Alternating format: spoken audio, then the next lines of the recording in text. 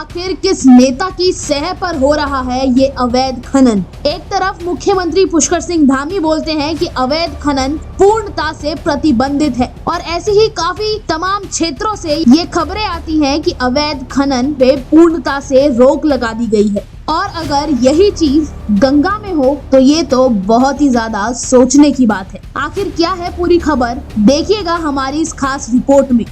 नमस्कार, मैं अंकित गैरोला आप सभी का स्वागत करता हूं लोकार्पण न्यूज।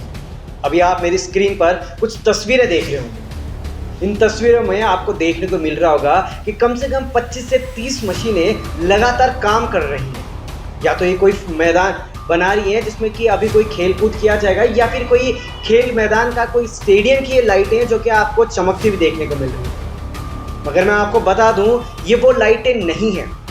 ये उन एक्सपर्टाइज मशीनों की लाइटें हैं जो कि खनन में इस्तेमाल की जाती हैं। पर आज ये जो लाइटें हैं ये किसी लीगल खनन में इस्तेमाल नहीं की जा रही है, ये बल्कि अवैध माफिया खनन में इस्तेमाल की जा रही है। कहाँ की ये पूरी खबर है, बने रहिएगा। दरअसल मैं आपको बता दूं, ये जो खबर है ये हरिद्वार के लक्सर विधानसभा के बाणगंगा नदी से आ रही है, जहां पर कि माफियाओं द्वारा अवैध खनन किया जा रहा है। तमाम 25 से 30 मशीनें आपको देखने को मिल रही होंगी जो कि लगातार खनन करती हुई नजर आ रही हैं और वहां पर ट्रैक्टर, डंपर जैसे बड़ी बड़ी मशीनों का भी इस्तेमाल किया जा रहा है। इसी के साथ मैं आपको बता दूं कि ग्रामीणों ने जब इनकी शिकायत करी तो उन्होंने ग्रामीणों को भी धमकी दी, कहा कि अगर तुम हमें रोकोगे तो फिर हम तुम्हें जिंदा नहीं छोड़ेंगे। ग्रामीणों की लाख शिकायत करने के बावजूद भी अभी तक इन चीजों पर कोई कार्रवाई नहीं की गई। बाणगंगा नदी पर इस तरीके का अवैध खनन हो रहा है जिसकी वजह से बाणगंगा नदी पर बड़े बड़े गड्ढे हो गए और इसी वजह से पिछले वर्ष एक छोटा बालक उजर जाता है और उस बाणगंगा नदी के उन बड़े बड़े गड्ढों में गिर जाता है और उसकी मृत्यु हो जाती है। अब आपको ये भी बता देता हूँ कि ये जो मशीनें हैं ये देर रात काम करती हैं और जैसे सुबह होती है ये वहाँ से 9-11 हो जाती हैं और अपने पीछे छोड़ जाती हैं बड़े बड़े गड्ढे, जिनकी वजह से वहाँ पे बड़े बड़े हादसे हो जाते हैं। देखिए हमारी खास रिपोर्ट, फिर मिलते हैं दोबारा आपसे। हरिद्वार लक्सर विधानसभा की बाणगंगा में हो रहा है अवैध खनन। ग्रामीणों की लाख कोशिशों के बाद भी नहीं हुई कोई कार्रवाई। बाणगंगा में अवैध खनन से हुए बड़े बड़े गड्ढे। अगर कोई ग्रामीण रोकने की कोशिश करता है तो दी जाती है धमकियां। बड़े बड़े ट्रैक्टरों और डंपर की मदद से दिया जा रहा है इस अवैध खनन को अंजाम। खनन से पहले ही लगा दी जाती है फील्डिंग, जिससे कि आसानी से कर सकें ये अवैध खनन। पिछले वर्ष इन बड़े बड़े गड्ढों की वजह से हुई थी एक बच्चे की मृत्यु। ग्रामीणों की लाख शिकायतों के बाद भी नहीं ली जा रही है कोई कानूनी कार्रवाई।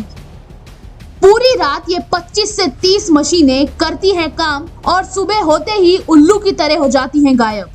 तो जैसे कि आपने हमारी पूरी रिपोर्ट में देखा और समझा कि किस तरीके से ये जो अवैध माफिया हैं इस खनन को अंजाम दे रहे हैं, किस तरीके से बड़ी बड़ी मशीनों का इस्तेमाल किया जाता है, डंपरों का इस्तेमाल किया जाता है इन सभी खनन की सप्लाई करने में। लाख ग्रामीणों की कोशिश करने के बाद, इतनी शिकायतें करने के बाद भी उनको अभी तक उनके ऊपर कोई कार्रवाई नहीं की गई है। साथ ही उनके द्वारा ग्रामीणों को धमकी भी दी जा रही है। बड़े बड़े गड्ढों में इतने बड़े बड़े हादसे हो जाते हैं मगर ये लोग रुकने का नाम नहीं ले रहे। आखिर है कौन ये लोग? ग्रामीणों ने लगातार शिकायत करी सीएम से, डीएम से, वहाँ के चौकी इंचार्ज से, मगर फिर भी इनके ऊपर कोई कार्रवाई नहीं हो रही है। तो इस साफ प्रतीत होता है कि शायद इनके ऊपर किसी बड़े और अधिकारी का हाथ होगा जो कि लगातार इस खनन को इनका सहयोग करता हुआ सामने चल रहा है। इसी वजह से शायद कि पूरी रात खनन करते हैं और सुबह वहाँ से 9-11 हो जाते हैं। अब बात करते हैं हम कि गंगा बचाइए और बात करते हैं हम कि पानी बचाइए। तो इस तरीके से अगर पानी बचेगा और इस तरीके से गंगा मैया की रक्षा की जाएगी तो शायद ये हमारे देश के लिए या फिर हमारे उत्तराखंड के लिए एक विडंबना होगी। आखिर कौन वो ऐसा अधिकारी है जो कि इनके ऊपर बैठा हुआ है, इनके सर पर हाथ रखा हुआ है? तो ऐसी तमाम खबरों के लिए बने रहिएगा लोकार्पण के साथ। अनावरण सच का बहुत बहुत